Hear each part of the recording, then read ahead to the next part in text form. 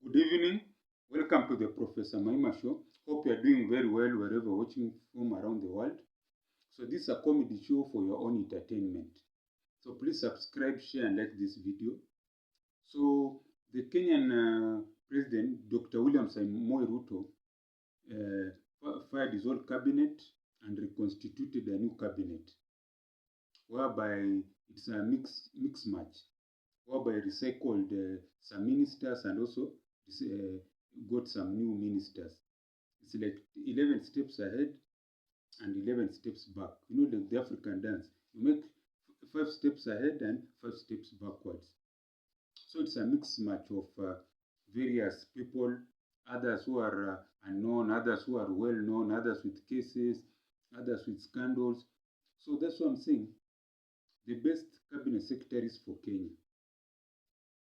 Kenya has cabinet secretaries who are among the most corrupt in the country, according to the cases they have in the courts. That's leaders in Kenya, political leaders in whatever position, they're very corrupt. That's why I'm talking about the best cabinet secretaries for Kenya. What normally happens is that someone goes through life and then wakes up one day 60 years. You wanted a big house maybe in Nairobi, another big house maybe in let's say where, up country. You wanted 10 cars, you wanted so much wealth, then you wanted to be rich, even to be a billionaire. Let's start from there. But because when he got his first job, he had a family, so even the salary could not meet his needs, paying rent, bills, taking care of children, families. So by the time this guy reaches 60, he's thinking of how he can make money. So if he gets a job, let's say by chance he becomes an MCA, an MP, or a cabinet secretary, the first thing is just to steal. Like there's this story of a cabinet secretary. They bought a house of what, over 400 million Kenya shillings. So you ask yourself, what are, at you are over 50, what are you doing with a house of 400 million shillings at that age? At that age, you'll be investing in society, doing something that creates employment, creating something new, or managing. In fact, you are managing the things you created when you are growing up, when you are working, instead of having just getting that money through corruption, most likely. Because if the salary of a cabinet secretary is like a million Kenya shillings, that's $10,000 per month. How can someone within 2 years make over 400 million Kenya shillings and use that money to buy a house? You see, that's why the Gen Zs went into the streets, demonstrated, isn't it? That's what I'm saying. The best cabinet secretaries for Kenya. For Kenya to have good leaders of integrity and less corruption, first of all, you need to start paying workers very well. Civil servants, teachers, policemen, any doctors, let me forget that, lecturers. Like me, I'm a lecturer. The minimum salary for a lecturer, it doesn't matter whether it's assistant lecturer, senior lecturer, professor, it should be starting at what? $5,000 and above. That's half a million Kenya shillings. That's to ensure that this lecturer has money to take care of his needs and also to invest. So by the time he reaches 60, he has already invested in things, assets here and there, whether land, rental apartments, schools, whatever. He has invested in things that can be seen. So that if one day he manages by chance to be given a big job in government or to win a big political office, his first thought is not about stealing, because he already has the money. He already created some value of his life. But most of us, even me included, we just go through life like in a daydreaming, because it's just hand to mouth. So when you open your mind, you're 60. You have a house here, and you don't even have a house in Nairobi, first of all, it's rented.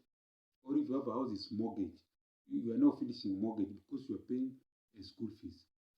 And then up country, you have nothing. Maybe you just have a semi-permanent house, which is poorly built. Maybe you have a small piece of land which you inherited from your parents.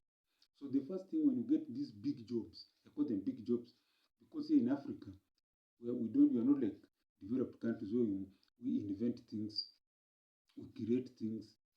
We're just looking for jobs. Most people with degrees, PhDs, professorship is just looking for jobs. so that they can survive. And mind you, let it be in government, whereby people are running big money, there are big tenders. You'll be surprised the tenders that are given to government. So you building roads, you doing what? They are big money, millions of dollars in a third world country like Kenya, which is debt poor. That's what I'm saying. You start paying people well to get the best cabinet secretaries for Kenya. Start paying them when they're in their 20s, 30s. By the time they reach my age, they have already built something. By the time they reach 60, they're just managing assets that have been gotten in the right way. No, no, no corruption, no stealing, no doing underhand deals, no blackmailing people, no doing things that are against the law. Hmm? So basically, most leaders here in Africa are just thieves. So by the time you reach 60, you're not a thief. Because from the time you are 20, your first job, you're earning such good money that now you invest. And even our teachers, pay them well. The minimum salary for a teacher should be, if you're talking for a lecturer, $5,000, that one should be $1,000 minimum for a teacher, whether it's kindergarten, primary, or secondary, so that they grow up as they earn these papers, graduate maybe to be lecturers, they earn more. But cannot be paying teachers, I don't know, less than less than $100 per month, $200 per month. That's what they pay a teacher. That's the amount of money that a family in America does for shopping in a week. That's what you are paying this teacher. Mind you, he has rent to pay, he has bills, he has children to educate. So if this teacher, by miracles, happens to enter parliament, become an MCA, become a cabinet secretary, the first thing is to steal money, steal billions, to make up for lost time. We didn't lose time.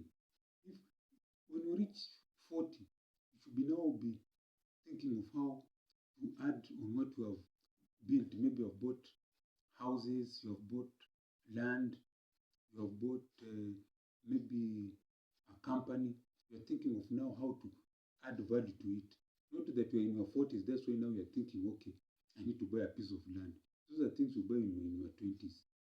In your 30s, you're building that piece of land, maybe a rental apartment, a farm, houses. In your 40s, you're not thinking outside the box. You're thinking of even complexes. You're thinking of factories. Understand? So back to that cabinet secretary who was given 400 million Kenya shillings. If someone gave me such money, I'll build a big university for technology. And this technology just not be theory, to be a university that creates a product that's needed in Africa. So that our students, apart from learning, they're also entrepreneurs, they're also producers. So that now this university, let's call it Maima Technological University, Mutu, Maima Technological University, or call it Matu, Maima Technological University. When manufacturing a product, this product is wanted in Kenya, East Africa, across the world.